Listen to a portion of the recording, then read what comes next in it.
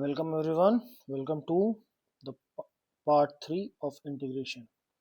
Today we'll be continuing from question number 12. Okay, we left at question number 12. Now we will start from question number. We completed question number 11. Now we will start from question number 12. So as the question says, integration of sine square x upon 1 plus cos x dx. Okay, now we have to integrate over here. Now how we gonna integrate? We will simply write using the trigonometric identity, sin square x can be written as 1 minus cos square x. This is a trigonometric identity, right? Upon 1 plus cos x dx. Let me just write it over here. जिनको नहीं पता, that whatever we knew that in class 10th we studied sin square x plus cos square x is equal to 1. So from here, instead of sin square x, we can simply write 1 minus cos square x. Let's move on. Now, over here, we can use the property of a square minus b square in the numerator. We will get 1 plus cos x and 1 minus cos x whole upon 1 plus cos x. We can simply cancel out this and we will be left with integration of 1 minus cos x dx. If we split it up, we'll get dx minus cos x dx. तो answer क्या मिल जाएगा हमको? dx का integration x, cos x का integration sin x होता है, but यहाँ पहले से माइनस लगा तो minus sin x plus c. And with this, we have completed question number 12. Please take the screenshot and then we can move on to next question. Okay, let's move on to next question. Question number 13. क्या कहता है question number 13? Integration of cos 2x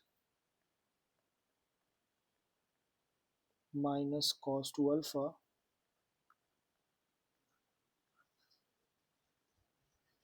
upon cos x minus cos alpha dx. Now let's start. Now understand this. Here cos 2x and cos x are basically the terms which are needed to be integrated, and cos 2 alpha and cos alpha will be treated as constant. तो हम यहाँ पे क्या करेंगे? cos 2x का formula लगा लेते हैं. 2 cos square x minus 1 minus 2 cos square alpha minus 1 upon cos x minus cos alpha dx. अब क्या करेंगे हम? 2 cos square x minus 1 minus 2 cos square alpha, ये माइनस और ये माइनस मिलके प्लस 1 बना देगा, upon cos x minus cos alpha dx. ये प्लस 1 से minus 1 cancel out and finally we will get 2 बाहर ले लेते हैं तो बचेगा हमारे पास cos square alpha x minus cos square alpha upon cos x minus cos alpha dx. Now यहाँ पे हम 2 को बाहर रहने देंगे, अंदर लगाएंगे ए स्क्वायर माइनस बी स्क्वायर की प्रॉपर्टी, जो कि हमें दे देगी cos x plus cos alpha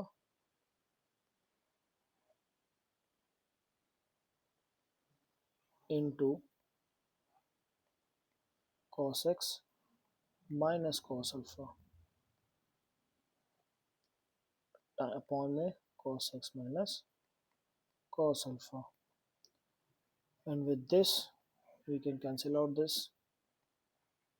हमारे पास बचेगा 2 टाइम्स ऑफ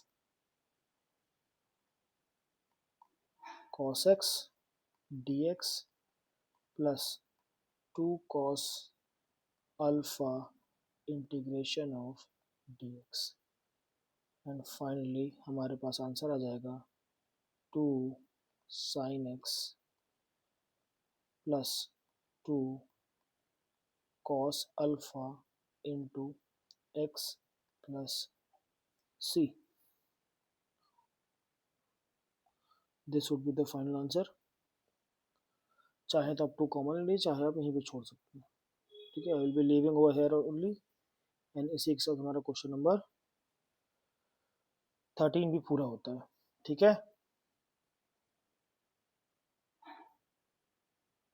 ठीक.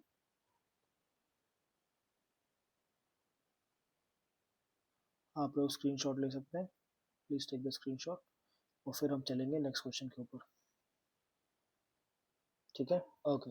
चलिए, अब चलते हैं हम नेक्स्ट क्वेश्चन पे, क्वेश्चन नंबर 14 पे.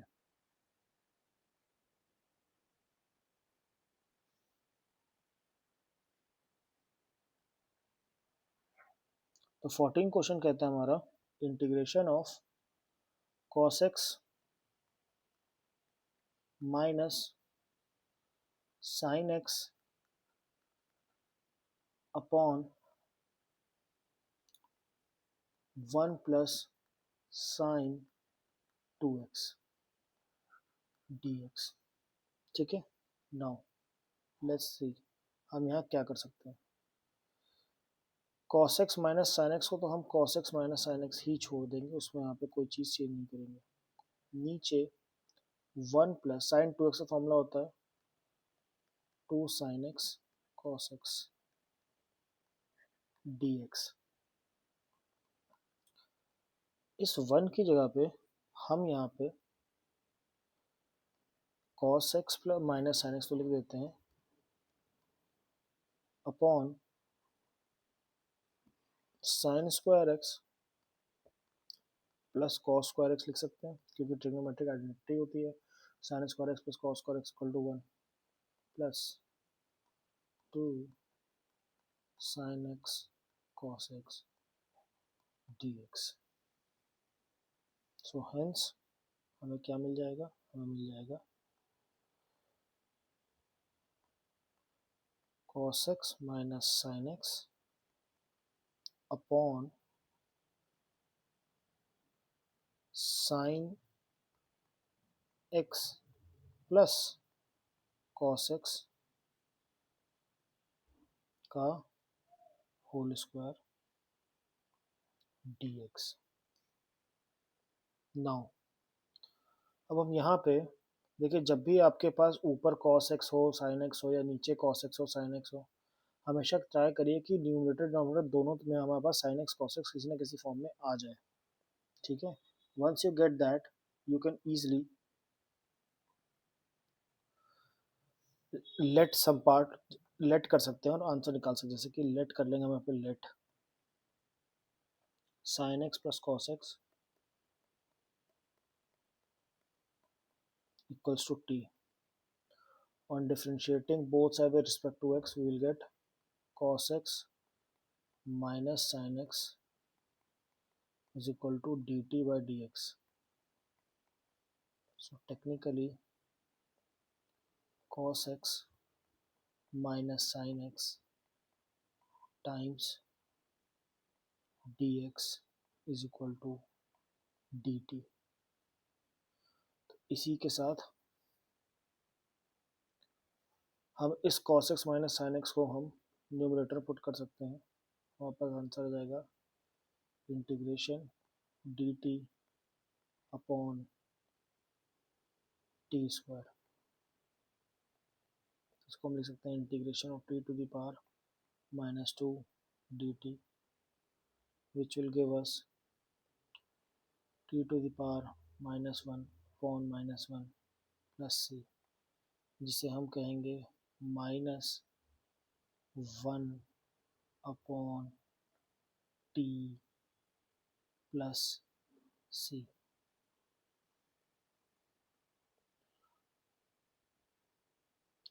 तो हमारा फाइनल आंसर बन जाएगा, let me just write it over here in a circle. तो हमारा फाइनल आंसर हो जाएगा माइनस वन अपॉन, आपने क्या माना था, cos x my plus sine x plus cos x को टी माना तो sine x plus cos x plus c। This is a final answer for question number 14।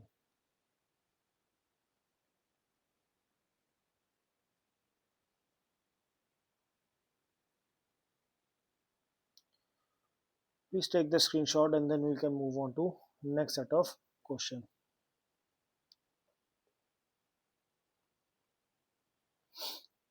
Now let's move on to question number 15.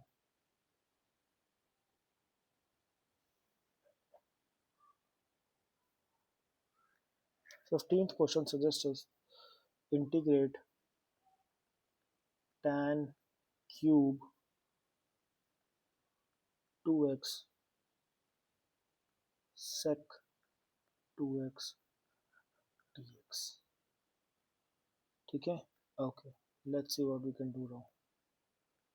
We can simply write tan cube 2x को हम लिख सकते हैं tan square 2x into tan 2x into sec 2x dx.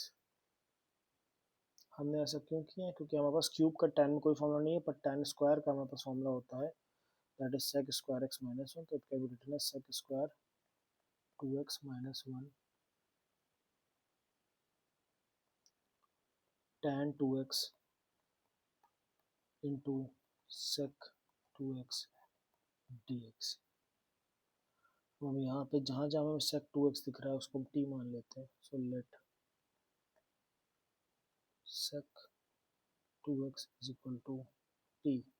on differentiating both sides with respect to x, sec 2x का integration की differentiation किया जाएगा 2 sec 2x tan 2x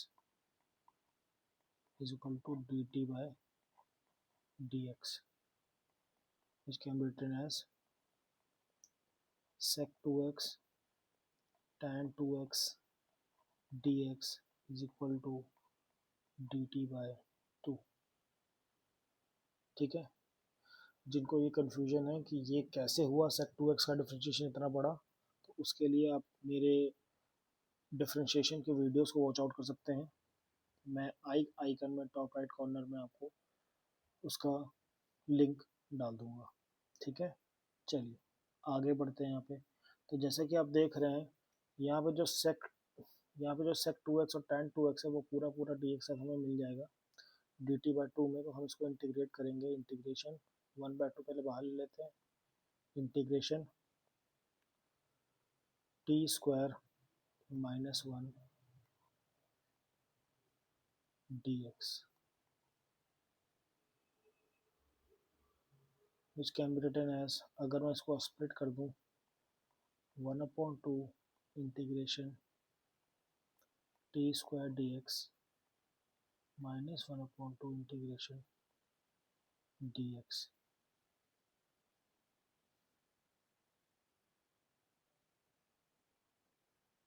Okay, let's move on.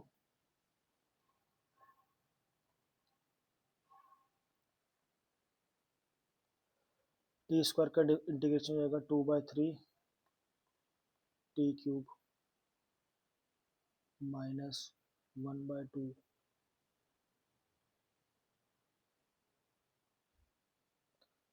T plus C. हमने T को जो माना था that is sec two, उसकी वैल्यू पुट कर देंगे 2/3 sec cube 2x minus half सेक 2x प्लस सी। ठीक,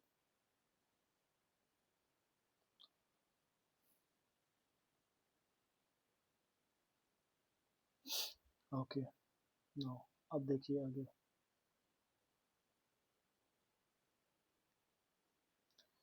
एक मिनट, हो सकता है मैं let me just check it out कि हम लोगों ने सही किया है कि नहीं किया। हाँ, सकता टी क्यूब बाय 3 आएगा 10 परफेक्टली। और हाँ, देखिए छोटी सी गलती हुई, प्लीज उसको रेक्टिफाई कर लेते थोड़ा। आ, ये हमारा 2/3 नहीं, ये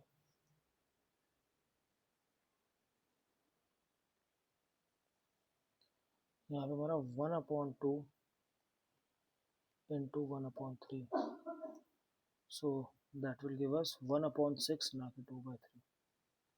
छोटा सा मतलब कहीं ना कहीं जब अगर आप बहुत अच्छे से मैथ्स लगा रहे हो तो आपको जब आप क्वेश्चन पूरा करते हो कहीं ना कहीं आपको ये लगने लगता है कि आपने कुछ गड़बड़ करी है। और अगर आपको ऐसा लगने लगे तो हम एक बात समझ जाइए कि आप बहुत अच्छे से मैथ लगाते हैं। तो यहाँ पे मुझको कहीं ना कहीं अंदेशा हो गया था यार, something is wrong, something is of. So hence I rectified it. So the answer is sec cube 2x upon 6 minus sec 2x upon 2। देखिए मैं आपको यहाँ बता रहा हूँ, आपको मेरे साथ यहाँ पे प्रैक्टिस करते रहना है। आप जितना ज़्यादा प्रैक्टिस करेंगे उतना ज़्यादा आपके लिए बेनिफिशियल होगा। So please take the screenshot, then we'll move on to next question. That is our question number 16. Now let's move on to question number 16, shall.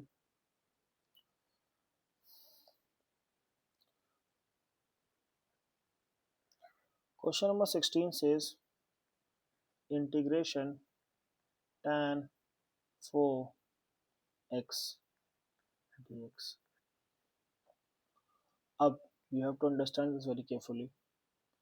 Integration of tan 4, हमारे पास tan 4 का कोई formula नहीं है, tan का cube का भी कोई formula नहीं होता है। तो हम क्या करेंगे, हम tan 4 को tan square x into tan square x D x ऐसे तो लिख ही सकते हैं। किसी एक tan स्क्वायर एक्स को सेक स्क्वायर में कन्वर्ट कर देंगे, sec square x minus 1 into tan square किसी भी एक स्क्वायर। ठीक है, now we will have two different values for to integrate sec square x tan x square x integration dx integration minus tan square x dx का integration.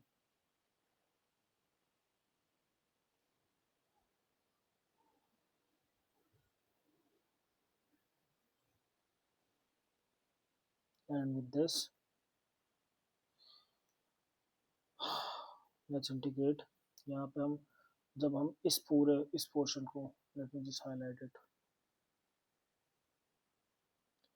जब हम यहाँ इसको इंटीग्रेट करेंगे तो इसको मान लेते हैं I1 और इसको मान लेते हैं I2।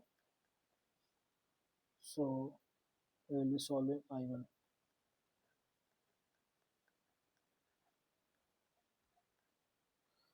तो सॉल्विंग I1 का मतलब ये हो गया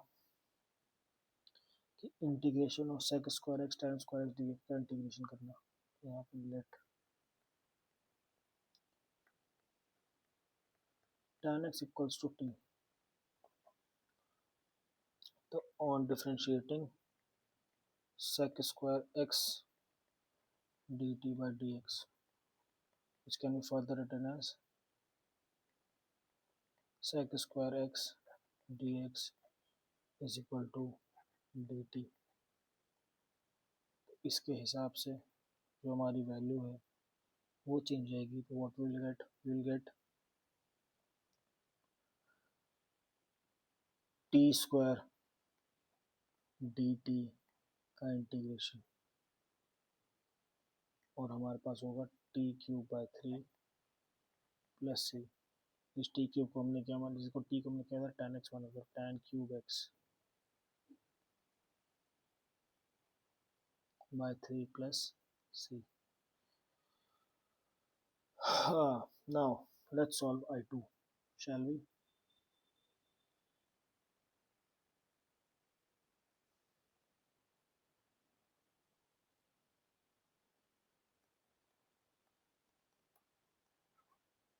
Solving I2, जो कि कहता है हमें integration of tan square x D x. tan square x को वही करेंगे sec square x minus one,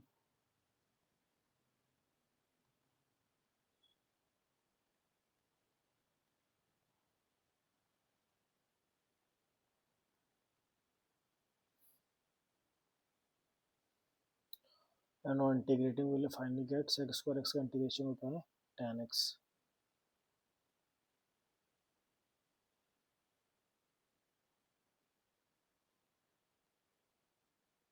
minus x plus, इनको C2 मान लो, यहाँ इनको C1 मान लो। जब हम इनको कंबाइन करके लिखेंगे तो हमारे पास जो हमारा फाइनल आंसर बनेगा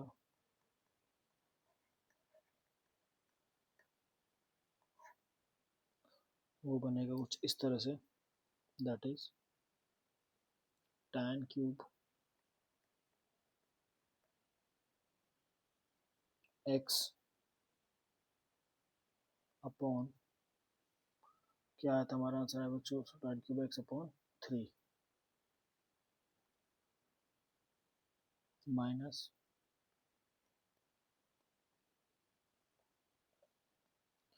tan x plus x plus C1 C2 को हम सिंपली कैपिटल सी लिख देंगे ना। tan x तो पॉजिटिव करते थे, माइनस कैसे हो गया यहाँ पे, वो यहाँ पे माइनस इसलिए हो गया क्योंकि क्वेश्चन में आपको जो आपने वैल्यूज पुट करी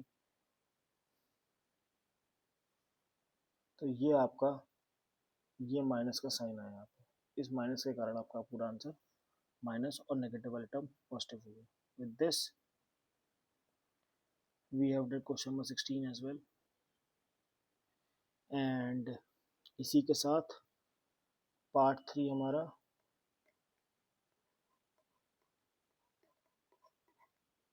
कंप्लीट होता है। Guys, if you I am very new to YouTube, so अगर मेरे से कोई चीज़ें आपको लगता है कोई चीज़ इम्प्रूव करने की ज़रूरत है, please feel free to share in the comment box. And yes, if you like my videos, do like, share and subscribe. and आपको कोई भी डाउट हो तो आप please, it's a humble request, आप प्लीज़ कमेंट बॉक्स में लिखिए and I'll try to help you out. Have a great day. Thank you very much.